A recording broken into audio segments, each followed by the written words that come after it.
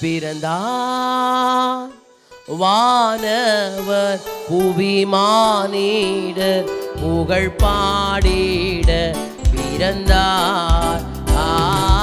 வானவர் புவிமானிடர் புகழ் பாடிட பிறந்தார்.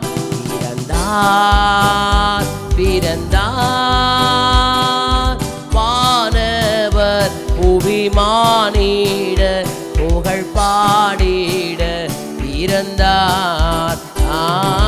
வானவர் புவிமானிடர் புகழ் பாடிட பிறந்தார். மாட்டு தொழுவம் எரிந்தெடுத்தார் மாதேவன் தேவனே. மாட்டு தொழுவம் எரிந்தெடுத்தார் மாதேவன் தேவனே. மேன்மை வெறுத்தார் தாழ்மை தரித்தார் தியாகியாய் வளர்ந்தார். மேன்மை வெறுத்தார் தாழ்மை தரித்தார் தியாகியாய் வளர்ந்தார்.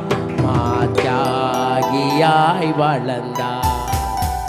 பிறந்தார் பிறந்தார்.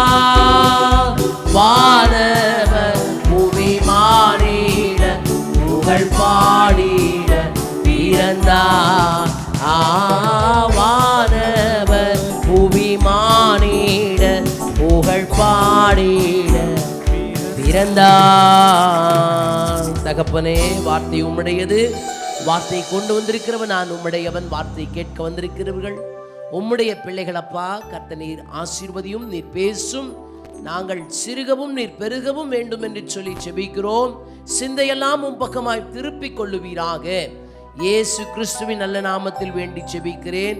என் ஜெபம் கேளும் நல்ல பிதாவே, ஆமேன். ஒரு அல்லேலூயா சொல்லலாமா? ஆண்டவராக இயேசு கிறிஸ்துவின் நல்ல நாமத்திலே உங்கள் ஒவ்வொருவரையும் நான் அன்போடு கூட வாழ்த்தி வரவேற்கிறேன். கர்த்தருடைய உன்னத நாமம் மகிமைப்படுவதாக. இந்த காலை வேளையிலே ஆண்டவராகிய இயேசு அவர் உங்கள் உள்ளத்திலே பிறந்திருக்கிறார். பக்கத்தில் இருக்கிறவங்க கையை பிடிச்சி, ஆண்கள் ஆண்களுடைய கைகளை பிடிச்சி நீங்கள் சொல்லுங்கள், பெண்கள் பெண்களுடைய கையை பிடிச்சி சொல்லுங்கள், இயேசு உங்கள் உள்ளத்தில் பிறந்திருக்கிறாரு. சத்தமே கேட்கல. இயேசு உங்கள் உள்ளத்தில் பிறந்திருக்கிறாரு. அல்லேலூயா. எனக்கு அருமையானவர்களே, ஆண்டவராகிய தேவன் அவர் வானம் விட்டு இறங்கி வந்து மனுகுலத்தை நேசித்தபடியினாலே ஆண்டவர் இந்த உலகத்திலே அவர் மனுஷனாய் அவதரித்தார். நாளைக்கு தானே கிறிஸ்மஸ். ஐயா இன்றைக்கே கிறிஸ்மஸ் மெசேஜ் கொடுக்குறாரு அப்படின்னு சொல்லி ஏன் 2 வாட்டி கொடுத்தாக்கா நீங்கள் கேட்க மாட்டீங்களா? ஸ்தோத்திரம். சரி, ஆண்டவர் வானம் விட்டு இந்த பூமிக்கு ஆண்டவர் வந்ததுக்கு ஒரு பெரிய ஒரு பிளான், ஆண்டவர் ஒரு பெரிய ஒரு திட்டத்தோடு கூட தான் இந்த உலகத்துக்கு அவர் வருகிறார். யோவான் சுவிசேஷம் அதன் 3ஆம் அதிகாரம் அதன் 17ஆம் வசனத்தை நீங்கள் வாசிப்பீர்கள் என்று சொன்னால், உலகத்தை ஆக்கினைக்குள்ளாக தீர்க்கும்படிக்கு தேவன் தம்முடைய குமாரனை உலகத்தில் அனுப்பாமல் அவராலே உலகம் ரட்சிக்கப்படுவதற்காகவே அவரை அனுப்பினார். ஒரு அல்லேலூயா சொல்லலாமா? எனக்கு அருமையானவர்களே, உலகத்தை ஆக்கினைக்குள்ளாக தீர்க்கும்படி தேவன் தம்முடைய குமாரனை உலகத்தில் அனுப்பாமல், ஆண்டவர் பாருங்க, இந்த உலகமானது ஆக்கினைக்குள்ளாக போயிடக்கூடாது என்பதற்காக தேவன் தம்முடைய குமாரனை இந்த உலகத்தில் அனுப்பாமல் அவராலே உலகம் ரட்சிக்கப்படுவது. அதாவது இதனுடைய பொருள் என்ன அப்படின்னு சொன்னால், ஆண்டவர் அனுப்பப்பட்டதுக்கான ஒரு பெரிய ஒரு நோக்கம், பெரிய ஒரு திட்டம் என்ன என்று சொன்னால், மனுகுலம் அழிந்து போகக்கூடாது, மனுகுலம் அவராலே உண்டாக்கப்படணும், உயிர்ப்பிக்கப்படணும். ஆண்டவர் அனுப்பப்பட்டதுக்கான ஒரு பெரிய ஒரு நோக்கமே he have a very big plan. அவர் மீண்டுமாய் உலகத்தை அவர் உருவாக்க வேண்டும் என்பதற்காக தான் அவர் அனுப்பப்பட்டார். ஒரு அல்லேலூயா சொல்லலாமா? எனக்கு அருமையானவர்களே, வார்த்தை தெளிவாய் நமக்கு கொடுக்கப்பட்டிருக்கிறது. அவராலே உலகம் ரட்சிக்கப்படுவதற்காகவே இயேசு இந்த உலகத்துக்கு அனுப்பப்பட்டார். ஒரு அல்லேலூயா சொல்லலாமா? God, he have sent to us a big gift. ஆண்டவராகிய தேவன் ஒரு பெரிய ஒரு வெகுமதியை நமக்கு அனுப்பினார். மனுகுலத்துக்கு அந்த பெரிய ஒரு வெகுமதி அனுப்பப்பட்டது. அது ஆண்டவர், he have sent us a great joy, he have sent us a salvation. ஆண்டவர் எதையெல்லாம் அனுப்பினார்? சின்ன பிள்ளைங்க பேசக்கூடாது, அப்புறம் கீழே இறங்கி வந்துடுவேன். நான் வசனம் சொல்லும் போது பேசக்கூடாது, சரியா? Thank you Jesus. ஆண்டவர் வசனத்தை ஏன் இப்படியாக அவர் எழுதி வைக்க காரணம் என்ன அப்படின்னு சொன்னால், உலகத்தை ஆண்டவர் இப்போ அவர் ஏன் தெரியுமா வந்தார்? அவர் வந்தபோது அவர் நியாயம் தீர்க்க வரலை, அவர் நியாயம் தீர்க்க அனுப்பப்படலை. ஆகையினால தான் வசனம் தெளிவாய் சொல்லப்பட்டு, ஆக்கினைக்குள்ளாக தீர்க்கும்படி தேவன் இந்த உலகத்துக்கு அவர் அனுப்பப்படாமல், உங்களை எல்லாம் நியாயம் தீர்க்கிறதுக்காக ஆண்டவர் இங்கே வரல. நீங்கள் செய்கிறது பாவம் குறை அப்படின்னு சொல்லி ஒரு உணர்வு வரணுன்றதுக்காக தான் இயேசு இந்த உலகத்தில் அவர் ரட்சிப்பாக அனுப்பப்பட்டார். ஒரு அல்லேலூயா சொல்லலாமா? மத்தேயு 1ஆம் அதிகாரம் அதன் 21ஆம் வசனத்தை வாசியுங்களேன்.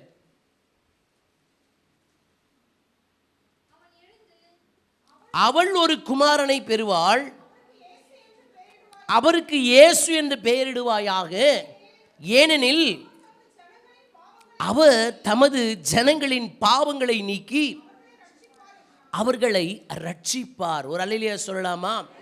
இயேசு என்ற அந்த நல்ல நாமத்துக்கு என்ன விளக்கம் என்று சொன்னால், ரட்சகர். அவர் ரட்சிப்பார், தம்முடைய ஜனங்களை அவர் ரட்சிப்பார். அவர்தான் ரட்சகர் என்று சொல்லி அந்த பேருக்குரிய அர்த்தத்தை இங்கே வாசிக்க முடியுது.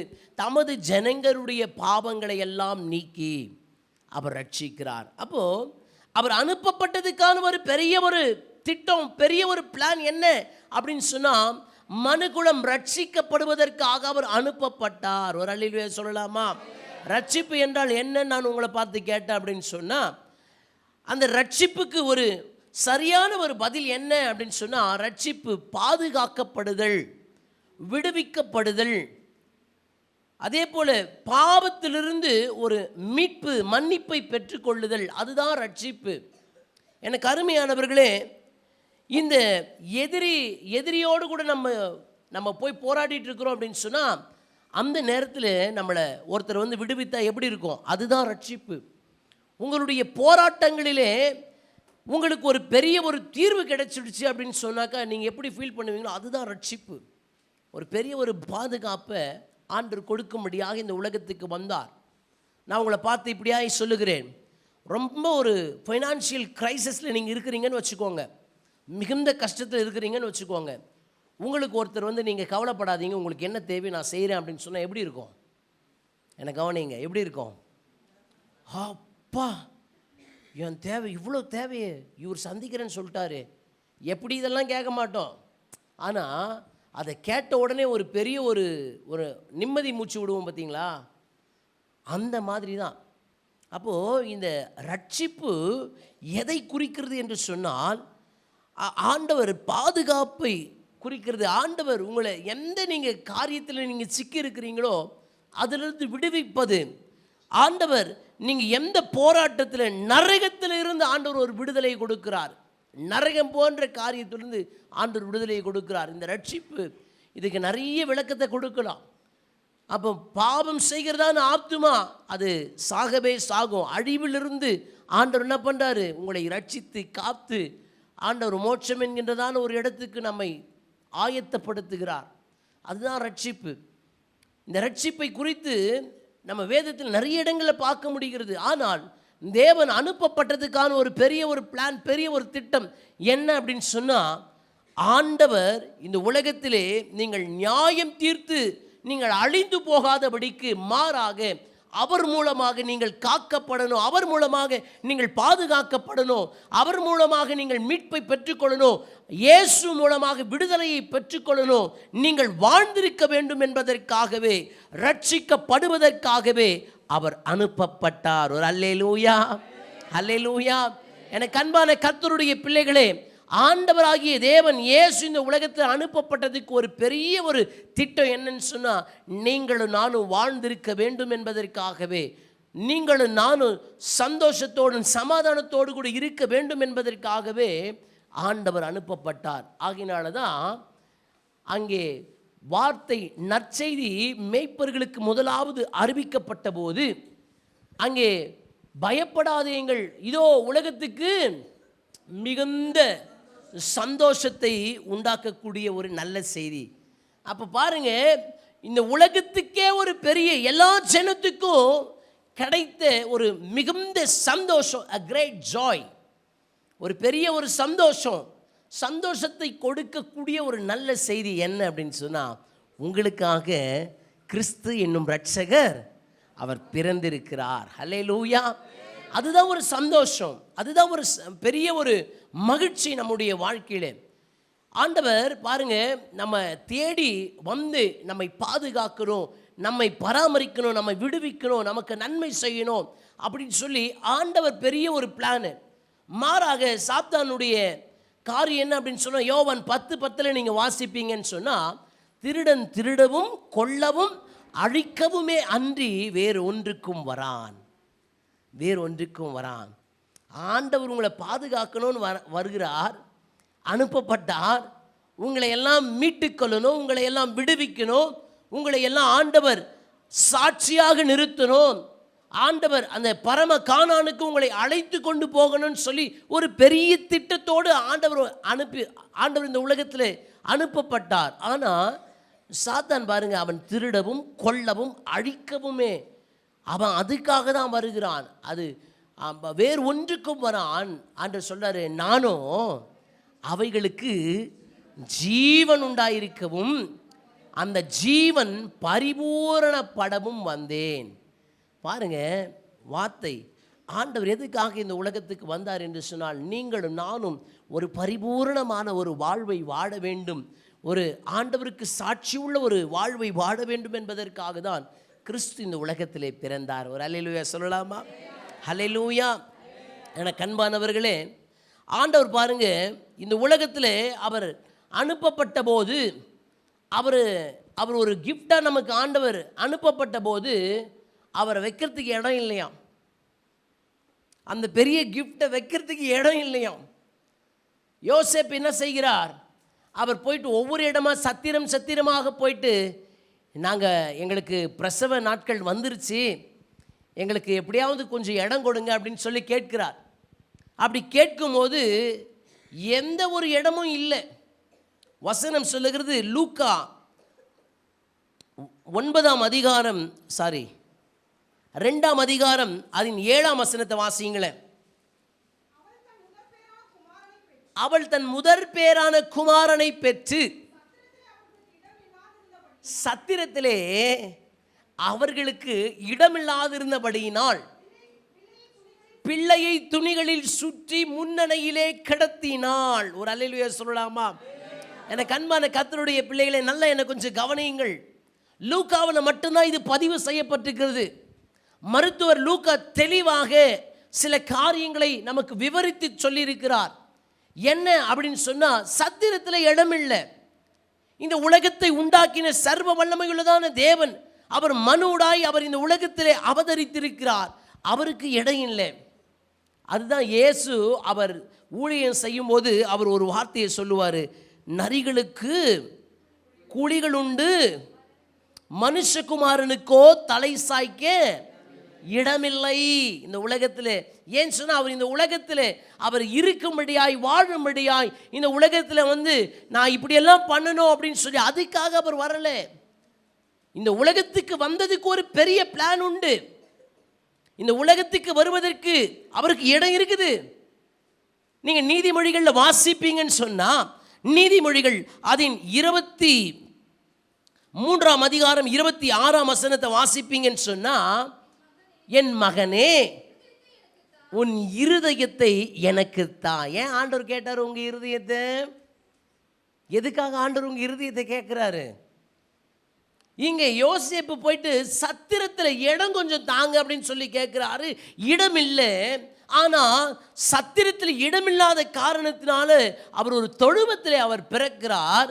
பாருங்க, இப்போ இயேசு ஆண்டவருடைய வார்த்தை, எனக்கு சத்திரம் தேவை கிடையாது, எனக்கு ஹாஸ்பிட்டல் தேவை கிடையாது, எனக்கு வீடு தேவை கிடையாது, எனக்கு எதுவும் தேவை கிடையாது. ஆனால் எனக்கு ஒரு தேவை இருக்குது, அது என்ன தேவை அப்படின்னு சொன்னால், ஐ வாண்ட் யுவர் ஹார்ட். ஹல்லேலூயா.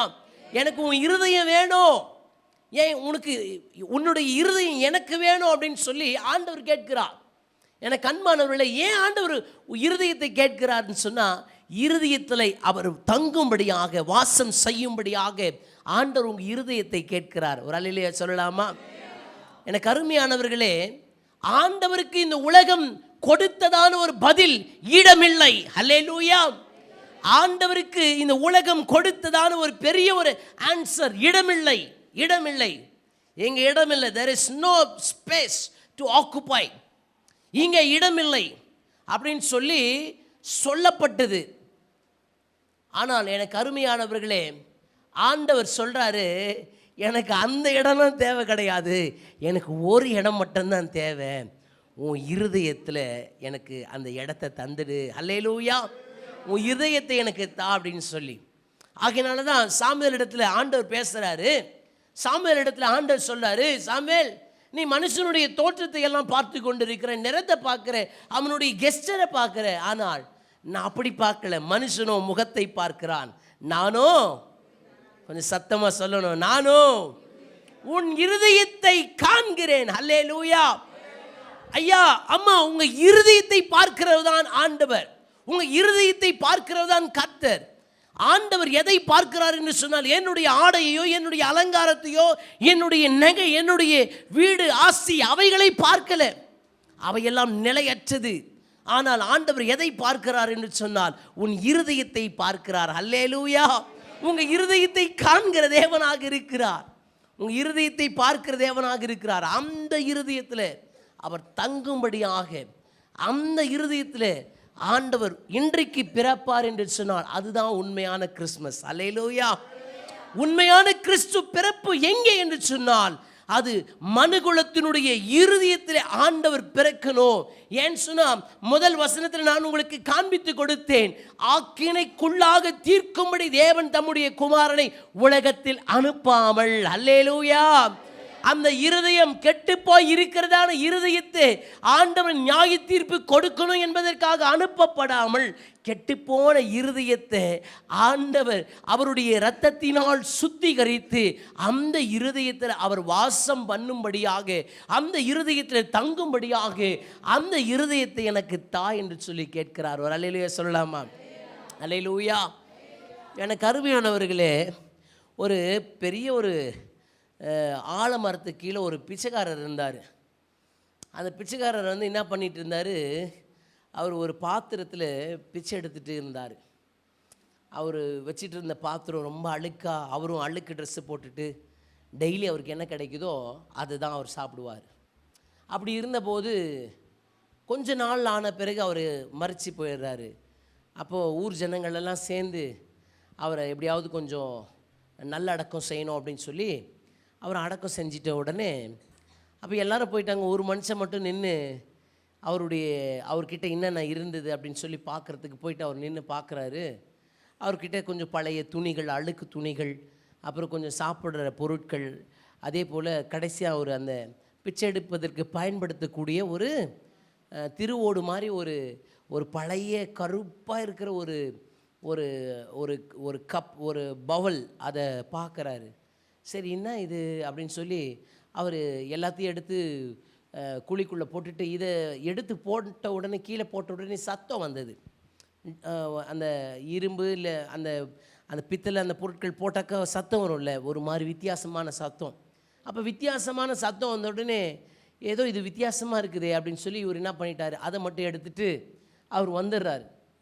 வந்துட்டு இது என்னவா இருக்கும் அப்படின்னு சொல்லி அவர் ஒரு கல் எடுத்து அதை தேய்க்கும் போது அது ரொம்ப அப்படியே பளபளன்னு மின்ற மாதிரி ஆயிடுச்சு. என்ன இது அப்படின்னு சொல்லி ஒரு நல்லா அதை க்ளீன் பண்ண நல்லா க்ளீன் பண்ண நல்ல ஷைனிங்காக மாற ஆரம்பிச்சிச்சு. அப்போ அது பார்த்தாக்கா ஒரு பொன் பாத்திரம், ஒரு பொன் பாத்திரம். அந்த பொன் பாத்திரத்தை இவர் பார்த்த உடனே இவருக்கு ஆச்சரியம், இது பொண்ணாக இருக்குமா இல்லை வேறு ஏதாவதா அப்படின்னு சொல்லி இவர் போய் செக் பண்ணுறாரு. செக் பண்ணால் இது பொன் பாத்திரம். அப்போ இவருக்கு ஒரு பெரிய ஒரு சந்தேகம், என்னடா இது, இவர் ஒரு பிச்சைக்காரராக எதுவுமே இல்லாமல் இவர் மறிச்சிட்டார், இவர் செத்து போயிட்டார். ஆனால் இவர் கையில் இருக்கிறது ஒரு பொன் பாத்திரம். இந்த பொன் பாத்திரத்தை அவர் விற்றிருந்தார்னா அவருடைய வாழ்நாள் முழுவதும் என்ன பண்ணியிருக்கலாம், நல்லா இருந்திருக்கலாமே, சுகபோகமாக இருந்திருக்கலாமே. ஆனால் ஏன் இவர் இந்த மிஸ்டேக் பண்ணார்னு அவருக்குள்ளே ஒரு பெரிய கேள்வி வந்துகிட்டே இருந்தது. பெரிய ஒரு கேள்வி வந்துகிட்டே இருந்தது. ஐயோ, இந்த மனுஷன் மறிச்சும் எனக்கு இவ்வளோ கேள்விகள் வர ஏன் அப்படின்னு சொல்லி இவருக்கு தூக்கமே வரல. அந்த பொன் ரொம்ப விலைக்கு போகுது, ஏன் அவர் அனாதை மாதிரி மறித்து போயிட்டாரு, ஏன் எதுக்காக அவர் மறிக்கணும், ஏன் மறிக்கணும், இவ்வளோ ஒரு விலையேற பெற்ற ஒரு இதை வச்சிருக்கிறாரு, அவர் இதுலேயே அவர் நல்லா இருந்திருக்கலாமே அப்படின்னு சொல்லி அவருக்கு பயங்கர கன்ஃபியூஷன். உடனே அந்த மனுஷன் ப்ரேயர் பண்ணுறாரு. ஆண்டவர் ஒரு சில விஷயத்தை அவருக்கு என்ன பண்ணுறாரு, வெளிப்படுத்துகிறார். ஒரு சில விஷயத்தை அவர் காண்பித்து கொடுக்குறார். அப்போது இந்த உலகத்தில் விலையேற பெற்ற ஒன்றாய் ஆண்டவராகிய தேவன் இந்த உலகத்தில் அனுப்பப்பட்டார். அனுப்பப்பட்ட போது அவரை அசட்டை பண்ணினார்கள். சொந்த ஜனம் ஏற்றுக்கொள்ளலை, சொந்த ஜனம் அசட்டை பண்ணினார்கள். யூதர்கள் எல்லாம் எதை தேடினாங்க தெரியுமா, மேசியாவை தேடினார்கள். மேசியா வரணும்னு சொல்லி மேசியாவை தேடினார்கள். புறஜாதியார்கள் எதை தேடினாங்க அப்படின்னு சொன்னால், எங்களுக்கு ஒரு இரட்சகர் வேண்டும், எங்களை பாதுகாக்கிறதுக்கு ஒரு இரட்சகர் வேணும் அப்படின்னு சொல்லி. உலகத்தில் இருக்கிற ஒவ்வொருவருக்கும் மீட்பர் வேணும். அப்போ ஒவ்வொருத்தருக்கு ஒவ்வொன்று வேண்டும். அப்போது எதை நான் கொடுக்க வந்தேன் அதை நீ பார்க்க தவறிட்டேன்.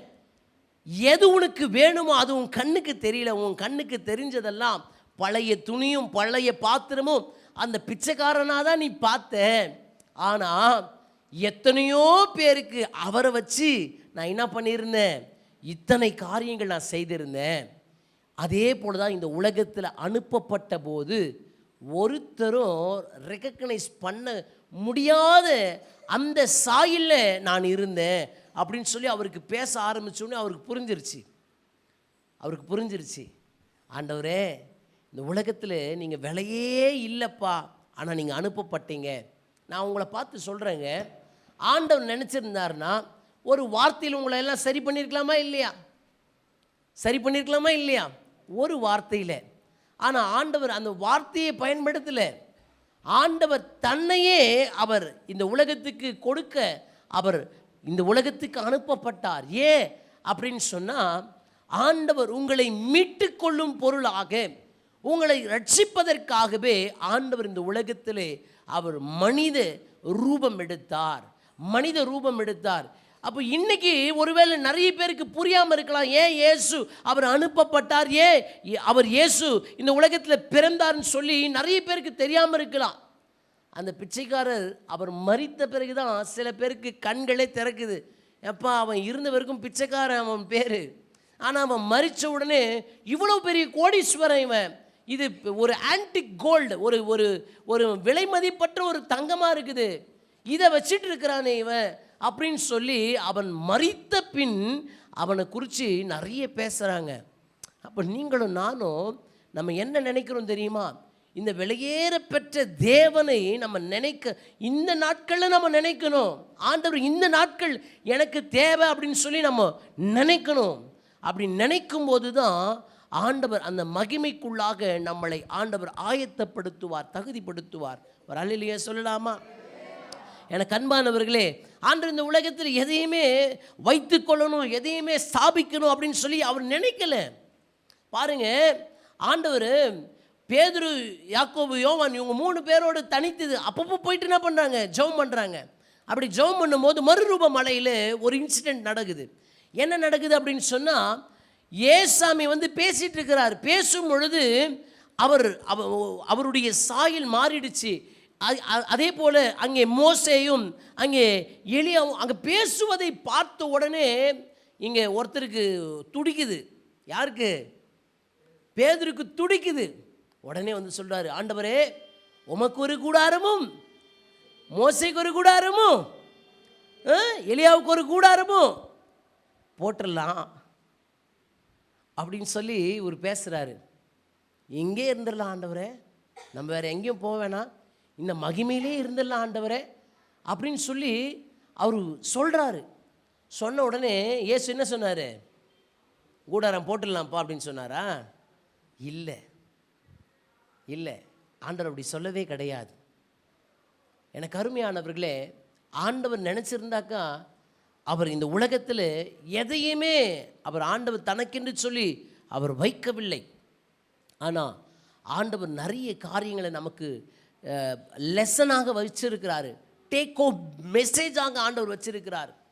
அப்போது இந்த உலகத்தில் ஆண்டவர் அருளப்பட்டதுக்கு ஒரு பெரிய ஒரு பிளான், பெரிய ஒரு திட்டம் என்ன அப்படின்னு சொன்னால், நீங்களும் நானும் ரட்சிப்படையணும், நீங்களும் நானும் ஆண்டவருக்காக சாட்சிகளாய் நிற்கணும் என்பதற்காக தான் அனுப்பப்பட்டார். மத்தேயு 20ஆம் அதிகாரம் அது 28ஆம் வசனத்தில் நீங்கள் வாசிப்பீங்கன்னு சொன்னால் அதில் சொல்லப்பட்டிருக்கும், அப்படியே மனுஷகுமாரனும் ஊழியம் கொள்ளும்படி வராமல் ஊழியம் செய்யவும் அநேகரை மீட்கும் பொருளாக தம்முடைய ஜீவனை கொடுக்கவும் வந்தார் என்றார். ஒரு அல்லேலூயா சொல்லலாமா? எனக்கு கொஞ்சம் கவனியுங்க. ஆண்டவர் பாருங்க, மனுஷகுமாரன் ஊழியம் கொள்ளும்படிக்கு, அதுதான் இங்கே எனக்கு நிறைய நேரத்தில் ஊழியத்தில் வந்து ஏதாவது நான் வேலை செய்யணும் அப்படின்னு சொல்லி நினைக்கிறதுக்கு காரணம் என்ன அப்படின்னு சொன்னால், என் ஆண்டவராகிய தேவன் ஊழியம் கொள்ளும்படிக்கு வரல, ஊழியம் செய்யும்படிக்கு. அல்லேலூயா. அவர் என்ன செய்தார்? சீசருடைய பாதத்தை பிடிச்சு அடிமையின் ரூபம் எடுக்கிறார். சீசருடைய பாதத்தை பிடிக்கிறார். அவர் என்ன பண்ணுறாரு? ஒவ்வொரு காரியங்களையும் அவர் செய்கிறாரு. ஆண்டவர் நினச்சிருந்தாக்கா ஆண்டவர் எல்லாவற்றையும் அப்படியே நம்ம நினைப்போம் பார்த்தீங்களா, கெத்தாக இருக்கணும், சூப்பராக இருக்கணும், ஜம்முன்னு இருக்கணும், நல்லா கொஞ்சம் நகைலாம் போட்டுக்கணும், நல்ல காரில் போகணும், இதெல்லாம் நம்ம நினைக்கிறது. ஆனால் ஆண்டவர் அப்படி நினைக்கிறதே கிடையாது. ஆண்டவர் அப்படி நினைக்கிறதே கிடையாது. எங்கேயாவது பைபிளில் வாசிச்சிருக்கிறோமா? இல்லை. ஆண்டவர் அவர் தாழ்மை உள்ளவராக, அவர் தாழ்மை உள்ளவராக. அப்போ பாருங்கள், அவர் ஊழியம் கொள்ளும்படி வராமல் ஊழியம் செய்யவும், பிறருக்கு ஆண்டவர் நன்மை செய்யவும், பிறருடைய வாழ்க்கையை ஆண்டவர் மாற்றும்படியாக தான் வேதம் சொல்லுகிறது. இயேசு நன்மை செய்கிறவராய் சுற்றி திரிந்தார். ஒரு அல்லேலூயா சொல்லலாமா? உங்களுக்கு எனக்கு நன்மை உண்டாகும்படியாக தான் அவர் இந்த உலகத்திலே வந்தார், உலகத்திலே யாமத்தையும் செய்தார். அவர் ஊழியம் கொள்ளும்படி வராமல் ஊழியம் செய்யவும் அநேகரை மீட்கும் பொருளாக. அல்லேலூயா. உங்களை எல்லாம் மீட்கும் பொருளாக தான் தம்முடைய ஜீவனையும் கொடுக்க அவர் இந்த உலகத்துக்கு வந்தார். அல்லேலூயா. அவர் வந்ததே கொடுக்கறதுக்கு தான் அவர் வந்தார். அல்லேலூயா. அப்போ எனக்கு அன்பானவர்களே, அவர் ஏன் இந்த உலகத்துக்கு அனுப்பப்பட்டார் என்று சொன்னால், நீங்களும் நானும் மீட்படையணும், நீங்களும் நானும் பாதுகாக்கப்படணும், விடுவிக்கப்படணும், பாவத்திலிருந்து விடுதலை, சாபத்திலிருந்து விடுதலை, வியாதி ரோகத்திலிருந்து ஒரு விடுதலையை பெற்றுக்கொள்ளணும். இந்த உலகத்தில் ஆண்டவருக்கென்று சொல்லி மாதிரிகளாய் மாறணும்னு சொல்லி தான் ஆண்டவர் இந்த உலகத்துக்கு அவர் அனுப்பப்பட்டார். அவர் அனுப்பப்பட்டதான தேவன் ஏதோ ஒரு மாளிகையில் இல்லை, ஏதோ ஒருத்தருடைய வீட்டில் இல்லை. ஆண்டவர் எங்கே தெரியுமா? ஆண்டவர் தங்க விருப்பப்பட்டார் இருதயத்தில் தான். ஆகையினால தான் ஆண்டவரை குறித்து வசனம் சொல்லுது, அவர் மனதுருகி என்ன செய்தாராம்? அவர் ஒவ்வொருவருக்கும் மனதுருகி என்ன பண்ணுறாரு? நன்மை செய்கிறாரு, மனதுருகிறாரு. அந்த மனதுருக்கும் ஏன் ஆண்டவருக்கு இருக்குது தெரியுமா? ஏன் ஒரு மனதுருக்கும் ஆண்டவர் வச்சிருந்தார் தெரியுமா? அவர் ஹார்ட் டீல் பண்ணுறவர். ஆகினால்தான் அவருடைய மனது உருகி ஆண்டவர் நன்மை செய்கிறார். ஒவ்வொருவரையும் பார்க்கிறார், ஒவ்வொருடைய பிரச்சனையும் பார்க்கிறார், ஒவ்வொருடைய காரியங்களையும் பார்க்கிறார், மனதுருகிறார். எனக்கு அன்பானவர்களே, இந்த பெதஸ்தா என்று சொல்லப்பட்டதான ஒரு இடத்துக்கு ஆண்டவர் வராரு. வந்தபோது என்ன நடக்குது? அங்கே நிறைய வியாதியஸ்தர்கள் எல்லாம் இருக்கிறாங்களா இல்லையா? ஆமாம். அப்படி இருக்கும்போது அங்கே எத்தனை வருஷமாக ஒரே இடத்துல இருந்த ஒரு மனுஷனை ஆண்டவர் பார்க்குறாரு.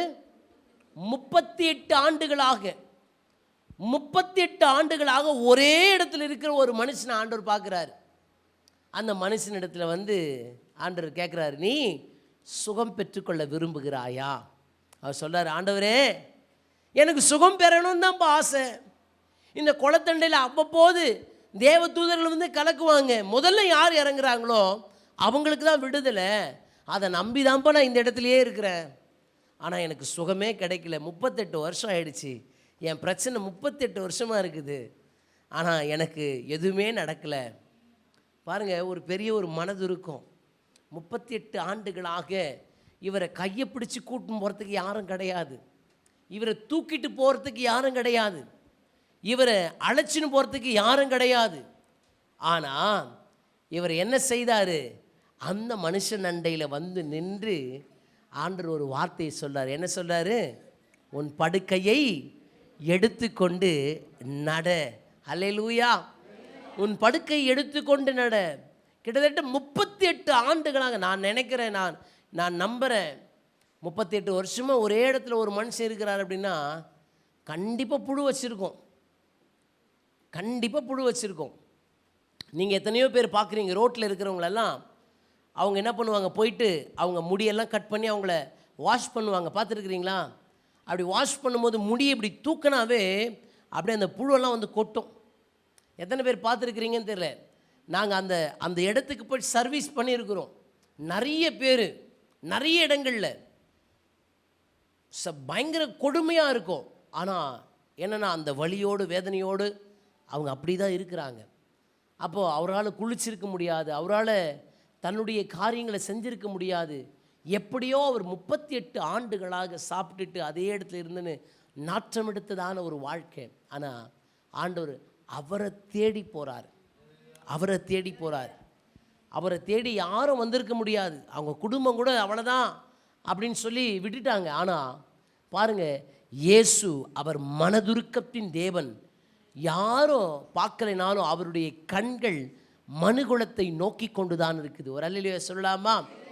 இயேசு அவர் பாவத்தை வெறுக்கிறார், பாவிகளை அவர் சிநேகிக்கிறார், நேசிக்கிறார். ஆகினால்தான் உலகம் என்ன பாவி பாவி என்று சொன்னாலும் இந்த பாவியையும் நேசிக்கிற ஒரு தேவன் உண்டு. அவர் யார் என்று சொன்னால் என் ஆண்டவராகிய இயேசு மட்டும்தான். ஆனால் என் பாவத்தை மட்டும்தான் அவர் என்ன பண்ணுறாரு? வெறுக்கிறார். அல்லேலூயா, அல்லேலூயா. நான் சொல்லுகிறேன், அவர் ஏன் ஒரு மாட்டுத் தொழுவத்தில் அவர் பிறக்கணும் அப்படின்னு சொன்னால், அவர் ராஜாவாய் பிறந்தார் என்று சொல்லி நான் கடந்த ஆண்டு பேசினேன். அவர் ராஜாவாய் பிறந்திருப்பார் என்று சொன்னால் ராஜாக்கள் மட்டும்தான் அக்சஸ் பண்ண முடியும், ராஜாக்கள் மட்டும்தான் போய் பார்க்க முடியும். அப்போது ஆண்டவர் மாட்டுத் தொழுவத்தில் பிறந்ததுக்கு ஒரு பெரிய ஒரு அக்சஸ் யாருக்கு அப்படின்னு சொன்னால், ரொம்ப அதாவது low class, lower middle class, lower upper கிளாஸில் இருக்கிறவங்க மட்டும்தான் என்ன பண்ணியிருப்பாங்க, உடனடியாக போய் பார்த்துருப்பாங்க, உடனடியாக ஆண்டவரை அக்சஸ் பண்ணியிருப்பாங்க. ஓ, ஆண்டவரை நான் பார்த்துட்டேன் அப்படின்னு சொல்லி. எனக்கு அருமையானவர்களே, ஆண்டவர் பாருங்கள் எல்லாருக்காகவும் தான் இந்த உலகத்தில் அவர் மனுடாய் அவர் அவதரிக்கிறார். அவர் அவதரிக்கிறார். சாதாரணமான ஒரு மனுஷனாய் பிறந்து ஆண்டவர் சரித்திரத்தை 2ஆக பிரித்திருக்கிறார். சரித்திரத்தை 2ஆக பிரிக்க ஆண்டவர் பாருங்க, இன்னைக்கு கிபி கிமு என்று சொல்லி ஏன் சொல்றாங்க தெரியுமா? ஆண்டவருடைய பிறப்பு இன்னைக்கு நிறைய பேர் அவங்களுடைய வாழ்க்கையில் வச்சுட்டு தான் இருக்கிறாங்க. ஆண்டவர் அறியாதவங்களும் இன்னைக்கு நீங்கள் போய் பேசுவீங்க அப்படின்னு சொன்னால், அவங்களிடத்துல பேசுவீங்கன்னு சொன்னால், நீங்கள் ஆண்டவரை நீங்கள் வைத்து கொண்டிருக்கிறீர்கள், உங்களை அறியாதபடிக்கு ஆண்டவரை வைத்து கொண்டிருக்கிறீர்கள் எப்படி அப்படின்னு சொல்லி கேட்பாங்க. அப்படின்னு சொன்னால், நீங்கள் எப்போ பிறந்தீங்கன்னு சொல்லி கேளுங்க. நீங்கள் எப்போ பிறந்தீங்க? உடனே சொல்லுவாங்க, நான் 1972 பிறந்தேன், 1975 பிறந்தேன் அப்படின்னு சொல்லுவாங்க. அந்த 1975 எதை குறிக்கிறது தெரியுமா? என் ஆண்டவராகிய இயேசு இந்த உலகத்துக்கு அவர் வந்து போனதான அந்த வருடங்களை குறிக்கிறது. அல்லேலூயா. இன்னைக்கு நீங்களும் நானும், அது ஆண்டவர் யாராக இருந்தாலும், ஆண்டவர் அறிந்தவனோ அறியாதவனோ, அவன் படித்தவனோ படியாதவனோ, அவன் உயர்ந்தவனோ தாழ்ந்தவனோ, அவன் நிறம் எப்படிப்பட்டவனோ யாராக இருந்தாலும் இன்றைக்கு முழு உலகத்திலேயும் கிறிஸ்துவின் பிறப்பை வைத்துதான் ஒவ்வொருவரும் இன்றைக்கு இயங்கிக் கொண்டிருக்கிறார்கள். ஒரு அல்லேலூயா சொல்லலாமா? உன் வயசை சொல்லணும்னாவே என் ஆண்டவருடைய பிறப்பை நீ சொல்லிதான் ஆகணும். அல்லேலூயா, அல்லேலூயா. நீ அறிந்தோ அறியாமலேயோ, நீ சாமியாரை கூட இருக்கலாம், நீ சாதுவாக கூட இருக்கலாம், யாரானா இருக்கலாம். ஆனால் உன் வயசை சொல்லணும் அப்படின்னு சொன்னால் என் அருள்நாதர் இயேசு இந்த உலகத்துக்கு வந்து போனதான வருஷத்தை நீ சொல்லிதான் ஆகணும். நீ சொல்லிதான் ஆகணும். கிறிஸ்து உன் உள்ளத்தில் பிறக்க விரும்புகிறார். கிறிஸ்து உன் உள்ளத்தில் வசிக்க விரும்புகிறார். உன் உள்ளத்தில் வர விரும்புகிறார். அல்லேலூயா. அதான் லூக்கா 9ஆம் அதிகாரம் அதன் 56ஆம் வசனத்தில் வாசிப்பீங்கன்னு சொன்னால், மனுஷகுமாரன் மனுஷனுடைய ஜீவனை அழிக்கிறதற்கு அல்ல, ரட்சிக்கிறதற்கே வந்தார். ஒரு அல்லேலூயா சொல்லலாமா? எனக்கு அருமையானவர்களே, மனுஷகுமாரன் மனுஷனுடைய ஜீவனை அழிப்பதற்காக அல்ல, அவர் அழிப்பதற்காக இந்த உலகத்தில் வரல. உங்களை எல்லாம் ஆண்டவர் ஆக்கணும், உருவாக்கணும், நீங்கள் உருமாற்றம் பெறணும், ஆண்டவரை போல உங்களை கர்த்தர் மறுரூபப்படுத்தணும்னு சொல்லி தான் ஆண்டவர் இந்த உலகத்துக்கு வந்தார். ஆண்டவர் பாருங்க, உங்களை ரட்சிக்கிறதற்காகவே வந்தார். ரட்சிக்கிறதுக்கு வேற ஒன்றுக்கும் இல்லை, வேற ஒன்றுக்கும் இல்லை. ஆண்டவர் அதற்காக தான் இந்த உலகத்துக்கு வந்தார். எனக்கு அருமையானவர்களே, ஆண்டவர் அவர் நமக்காக அவர் பெத்லகேமிலே ஒரு மாட்டு தொழுவத்திலே ஆண்டவர் பிறந்திருக்கிறார். ஹல்லேலூயா, ஹல்லேலூயா. மாட்டு தொழுவத்திலே மாதேவன் பிறந்தார், மனுஷர் மேலே அவர் பிரியம் வைத்தார். மாட்டு தொழுவத்திலே மாதேவன் பிறந்தார், மனுஷர் மேலே அவர் பிரியம் வைத்தார். மனுஷர் மேலே அவர் பிரியம் வைத்தார். மனுஷர் மேலே அவர் பிரியம் வைத்தார். மாட்டு தொழுவத்திலே மாதேவன் பிறந்தார், மனுஷர் மேலே அவர் பிரியம் வைத்தார். மனுஷர் மேலே அவர் பிரியம் வைத்தார். மனுஷர் மேலே அவர் பிரியம் வைத்தார். எல்லையில் ஆனந்தம் என் வாழ்வில் வந்ததம்மா, எல்லையில் ஆனந்தம் என் வாழ்வில் வந்ததம்மா. சொல்லன்னா பேரின்பம் என்னுள்ளத்தில் பொங்குதம்மா, சொல்லன்னா பேரின்பம் என்னுள்ளத்தில் பொங்குதம்மா. ஹே, மாட்டு தொழுவத்திலே மாதேவன் பிறந்தார், மனுஷர் மேலே அவர் பிரியம் வைத்தார். மாட்டு தொழுவத்திலே மாதேவன் பிறந்தார், மனுஷர் மேலே அவர் பிரியம் வைத்தார். மனுஷர் மேலே அவர் பிரியம் வைத்தார். மனுஷர் மேலே அவர் பிரியம் வைத்தார். ஹல்லேலூயா. அவர் மனுகுலத்தை நேசித்தார், மனுகுலத்தை நேசித்தார். ஆகையினால தான் மனுஷனை அவர் நேசித்தபடினால தான் அவர் இந்த உலகத்துக்கு அனுப்பப்பட்டார். இந்த உலகத்தை ஆண்டவர் ரட்சிக்கணும், பாதுகாக்கணும் என்பதற்காகவே அவர் இந்த உலகத்துக்கு வந்தார். அல்லேலூயா. எனக்கு அருமையானவர்களே, வசனம் சொல்லுகிறது பாவத்தின் சம்பளம் மரணம், பாவத்தின் சம்பளம் மரணம். ஆனால் தேவனுடைய கிருபையின் வரமோ, அல்லேலூயா, ஆண்டவர் நமக்கு நித்திய ஜீவனை வைத்திருக்கிறார். நித்திய ஜீவன், நித்திய சமாதானம், ஒரு நித்திய உடன்படிக்கையை ஆண்டவர் நமக்காக வைத்திருக்கிறார், நமக்காக வைத்திருக்கிறார். அவருடைய பிறப்பு சாதாரண ஒரு மாட்டு தொழுவமாக இருக்கலாம், ஆனால் அவருக்கு இடம் இல்லைன்னு சொல்லலாம். ஆனால் அவர் கேட்டதான் நிறைய உள்ளத்தை நான் பார்க்குறேன், அந்த இடத்துல தான் நான் தங்கணும். ஹல்லேலூயா, அந்த இடத்துல தான் நான் தங்கணும் அப்படின்னு சொல்லி ஆண்டவர் பிரியப்பட்டார். ரெண்டாவது நான் சொல்லுகிறேன், ஆண்டவர் அவருக்கு இடம் இல்லைன்னு சொன்னோன்னே எங்கே வச்சாங்க? முன்னணையில் வச்சாங்க. எங்கே வச்சாங்க? முன்னணை. முன்னணையை பார்த்துருக்குறீங்களா? யாராவது பார்த்துருக்குறீங்களா? பார்த்துருக்குறேன்னா இப்படி ஆட்டுங்க, பார்க்கலன்னா இப்படி ஆட்டுங்க. ஒன்று தலையாவது நீங்கள் ஏதாவது சைகை காமிச்சா தானே என்னால் சொல்ல முடியும். அமைதியாக அழகாக அப்படியே கொயிட்டாக உக்காந்துட்டாக்கா அப்போ நான் எப்படி பிரசங்கம் பண்ணுறது? இது முன்னணையை பார்த்துருக்குறீங்களா? பார்க்கல.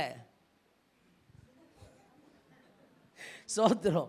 சரி, முன்னணை எப்படி இருக்கும் அப்படின்னு சொன்னால், இந்த மாடு அதே போல் இந்த ஒட்டகம் எந்த ஒரு மிருகமாக இருந்தாலும் அது சாப்பிட்ற அந்த அந்த சாப்பிட்ற அந்த அந்த பொருள் அதில் வைப்பாங்க. எப்படின்னா ஒரு பாக்ஸ் மாதிரி இருக்கும். அது ஒரு பாக்ஸ் மாதிரி இருக்கும். அதில் அதை போட்டு வச்சுருவாங்க. அது வந்து என்ன பண்ணும், அந்த மாடு வந்து அதை சாப்பிடும். அப்போது நீங்கள் புரிஞ்சுக்கொள்ளுங்க, அது வந்து ஒரு தொட்டில் மாதிரி இருக்கும். ஒரு தொட்டில் மாதிரி ஒரு சதுரமாக இப்படி ஹெக்ஸாகோனல் ஷேப்பில் இருக்கும். அது வந்து அதில் வந்து என்ன பண்ணியிருக்கிறாங்க, ஆண்டவர் வந்து ஒரு அந்த கந்தல் ஆடையில் சுற்றி அவரை முன்னணியில் வைத்திருக்கிறார்கள். அப்போது நான் சொல்லுகிறேன், எனக்கு அருமையானவர்களே, ஆண்டவருடைய அந்த பிறப்பு எங்கிருந்து துவங்குது அப்படின்னு சொன்னால், அவர் முன்னணியிலே ஒரு ஒரு ஒரு சாலிட் வுட் பாக்ஸில் தான் அவரை வந்து வைத்திருக்கிறாங்க. அங்கே தான் அவருடைய ஆரம்பம். அவருடைய எண்ட் எங்கே தெரியுமா?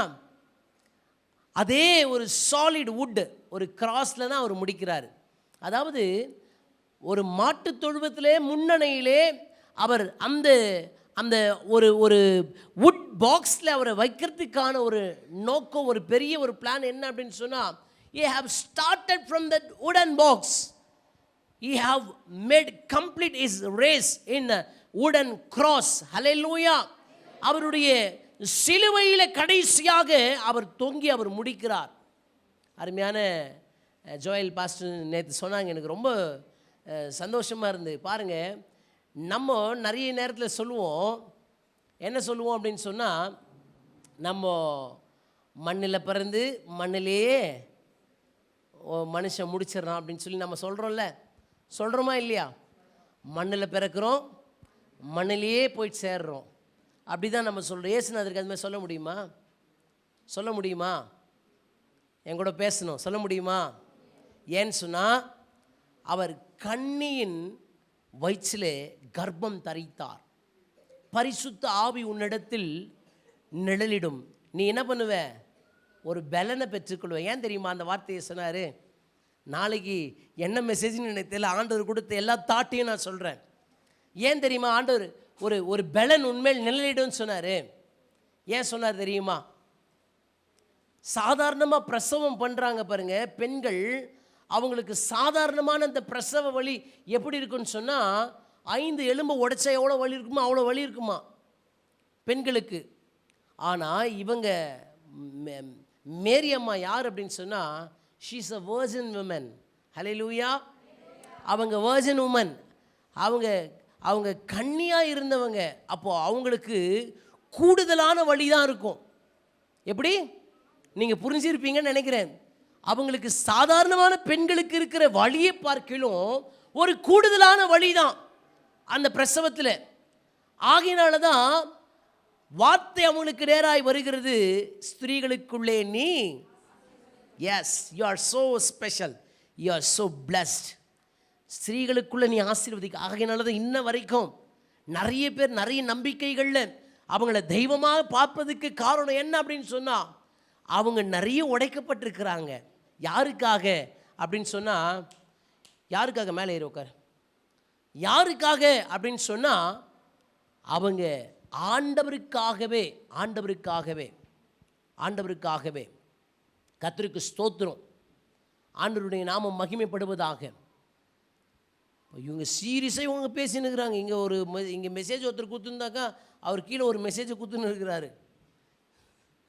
ஸ்தோத்திரம். சரி, என்ன கவனிங்க.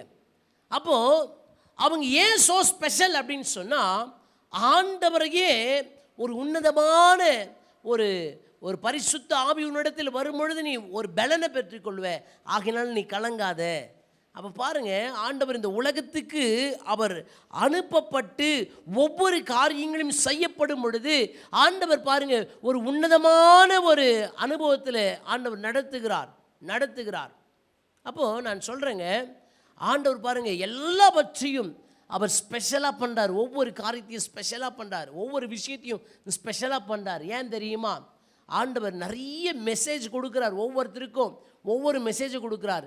நான் பிறந்ததுக்கான ஒரு பெரிய நோக்கம், நான் பிறந்ததுக்கான அனுப்பப்பட்டதுக்கான ஒரு பெரிய ஒரு ஒரு ஒரு திட்டம் இதுதான் அப்படின்னு சொல்லி ஒவ்வொருவருக்கும் ஆண்டவர் என்ன பண்ணுறாரு, கொடுக்குறாரு. நிறைய பேர் என்ன பண்ணுறோம் அப்படின்னு சொன்னால், இன்றைக்கி ஏதோ ஒரு விஷயத்தை தேடிட்டே இருக்கிறோம். ஏதோ ஒரு சில விஷயத்தை தேடிட்டே இருக்கிறோம். கடைசி வரைக்கும் அந்த தேடுதல் முடியுதா அப்படின்னு சொன்னால் அது முடியறதே கிடையாது. ஆனால் ஆண்டவர் பாருங்கள், இந்த உலகத்தில் அவர் பரிசுத்த ஆவியின் மூலமாக உற்பவிக்கப்பட்டு அவர் கடைசியாக கல்லறையில் வச்சாங்க. கல்லறை அவரை வச்சிட்டு இருந்ததா? இல்லை, கல்லறை திறந்தது. அவர் உயிர்த்தெழுந்தார். அப்போ மனுஷனை போல அவர் இல்லை. மண்ணில் பிறந்தோம், மண்ணுக்கு தான் போனோம், மண்ணில் தான் நம்ம மடிய போகிறோம் அப்படின்னு சொல்லி இல்லவே இல்லை. யார் மூலமாக அவர் உண்டாக்கப்பட்டார்? அவர் பரிசுத்த ஆவி மூலமாக அவர் உண்டாக்கப்பட்டு அவர் இந்த உலகத்துக்கு அனுப்பப்பட்டார். அப்போ அதே போல அவர் மனுஷனை போல அவர் இந்த உலகத்தில் இல்லை, அவர் உயிரோடு கூட எழுந்தார். ஆகினால்தான் இது ஜோயல் அண்ணன் அவங்க சொல்லும் போது இந்த தாட் எனக்கு வந்தது. அப்போது he have kept in an wooden box. he have started அந்த பெரிய ஒரு மகிமையை பார்க்கும்படியாக அந்த முன்னணையை பார்த்தாங்க. கடைசியாக இயேசுவை எங்கே பார்த்தாங்க?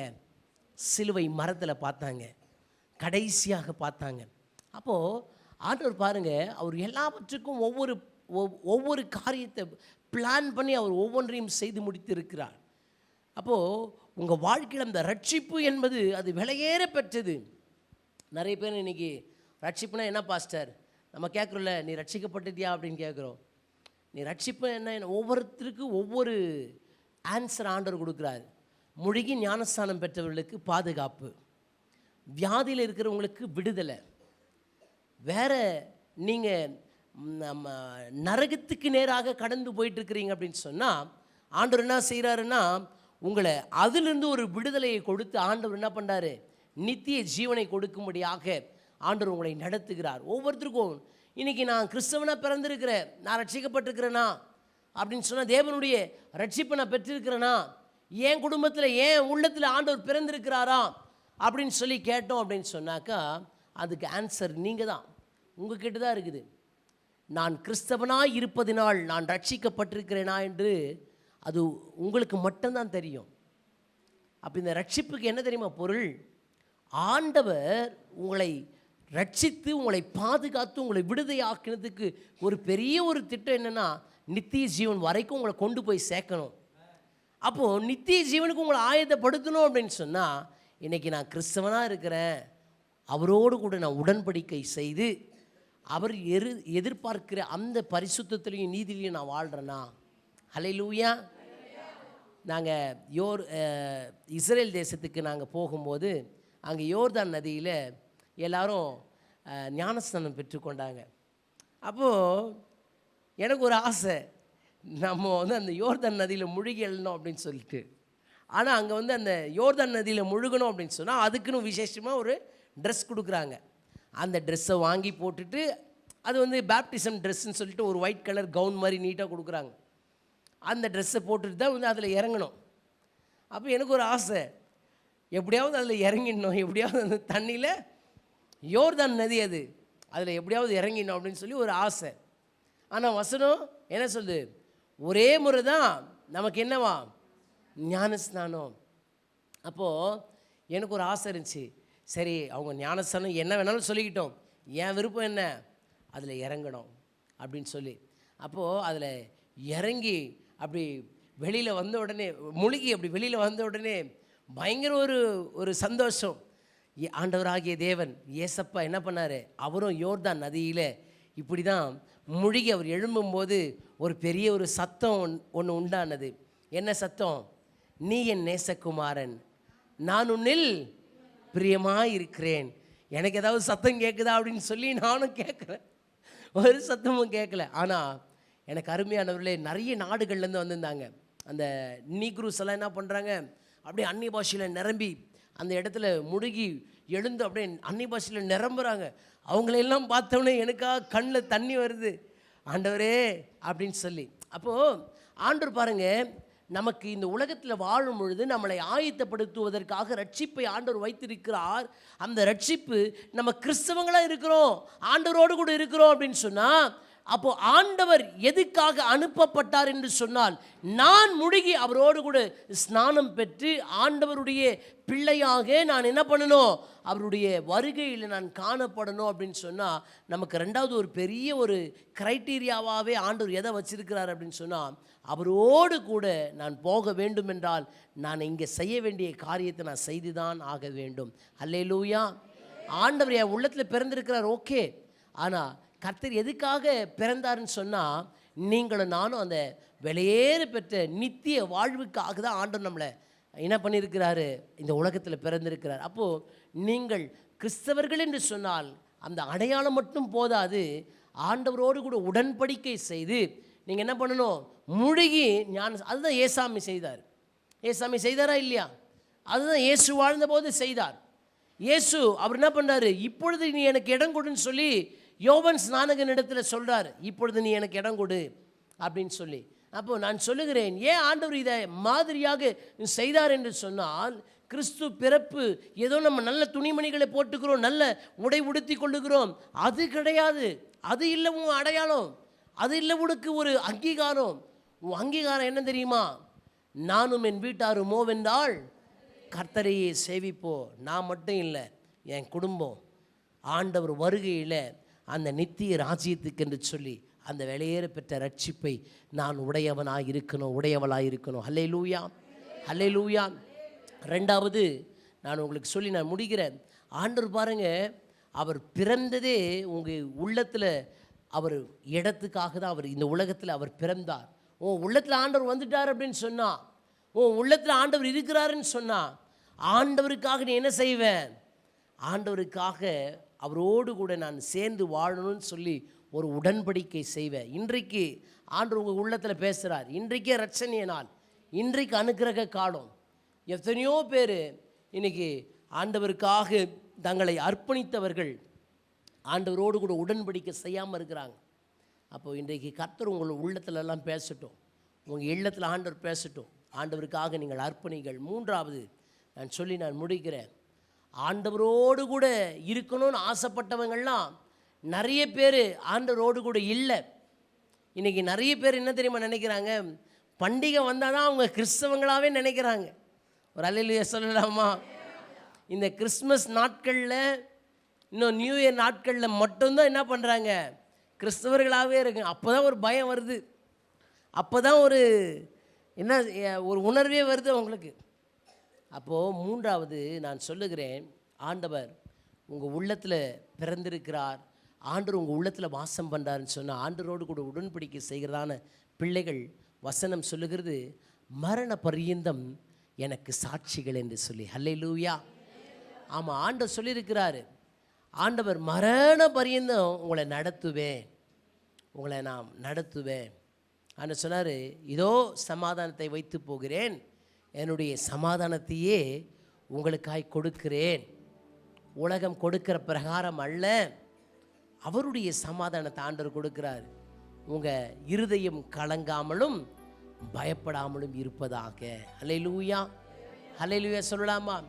எனக்கு அருமையானவர்களே, கிறிஸ்து பிறப்பின் நல்ல செய்தி என்ன தெரியுமா?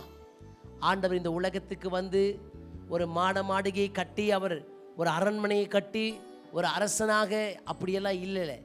ஆண்டவருக்கு இடமே இல்லைன்னு சொன்னாங்க. ஆனால் ஆண்டவர் தேடினது உங்கள் இருதயத்தை. உங்கள் இருதயத்தில் பிறக்கணும், உங்கள் இருதயத்தில் வாழணும், உங்கள் இருதயத்தில் வசிக்கணும். உங்கள் இருதயத்தில் இயேசு வந்துட்டார் அப்படின்னு சொன்னால் அதுதான் உண்மையான கிறிஸ்மஸ். என் உள்ளத்தில் இயேசு இருக்கிறார் அப்படின்னு சொன்னால், நான் ஆண்டவரோடு கூட ஆண்டவருடைய பிள்ளையாய், ஆண்டவருடைய காரியங்களை செய்கிறவனாய் நான் மாறுவேன். அப்போ பாருங்க, அப்படி இருக்கும் பொழுது கடைசி வரைக்கும் உங்களையும் என்னையும் ஆண்டவர் சாட்சியாகவே நிறுத்துவாராக. ஹல்லேலூயா, ஹல்லேலூயா. எல்லாரும் எழுந்து நிற்கலாமா? Oh thank you Jesus, thank you Jesus, thank you Lord. மாட்டு தொழுவம் தெரிந்தெடுத்தார் மாதேவ தேவனே, மாட்டு தொழுவம் தெரிந்தெடுத்தார் மாதேவ தேவனே.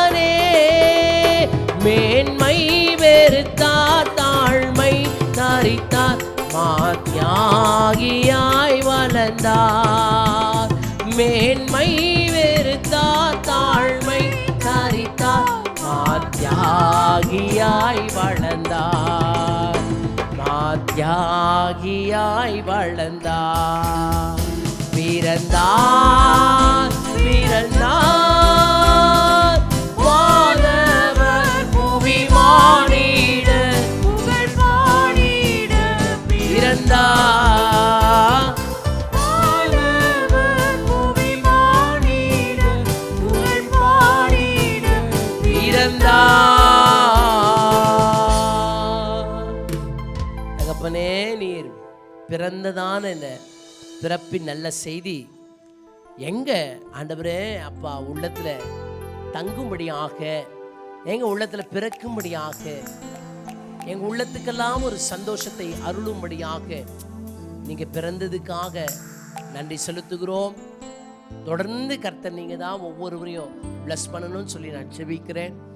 உங்க நாமம் மகிமை அடைவதாக, இயேசுவின் நல்ல நாமத்தில் பிதாவே, amen amen amen. Gate of Comfort Church Maduravoyal ஆராதனை ஒழுங்குகள்: ஞாயிறு காலை ஆராதனை 9 மணி முதல் 11:30 மணி வரை. ஞாயிறு மாலை ஆராதனை 6:30 மணி முதல் இரவு 8 மணி வரை. மாதத்தின் முதல் ஞாயிறு பரிசுத்த திருவிருந்து ஆராதனை காலை 9 மணி முதல் 11:30 மணி வரை. மாதத்தின் முதல் நாள் வாக்குத்தத்த ஆராதனை காலை 5 மணி முதல் 6:30 மணி வரை. அனைத்து வெள்ளிக்கிழமைகளில் பெண்கள் உபவாச கூட்டம் காலை 11 மணி முதல் மதியம் 1 மணி வரை. அனைத்து சனிக்கிழமைகளில் சிறுவர் கூடுகை மாலை 5:30 மணி முதல் இரவு 7 மணி வரை. ஒவ்வொரு மாதமும் அமாவாசை அன்று மாலை 7 மணி முதல் இரவு 9:30 மணி வரை அமாவாசை ஜெபம் நடைபெறுகிறது. அனைத்து ஆராதனையில் ஜெபத்தோடு பங்கு கொள்ளுங்கள். ஆண்டவர் உங்களை ஆசீர்வதிப்பாராக. வாழ்வை காண்கிறேன், வழியை காண்கிறேன், நல்ல வாழ்வை காண்கிறேன். கண்கள் உமை காணட்டும் இயேசுநாதா, கண்ணீர் உம்மதா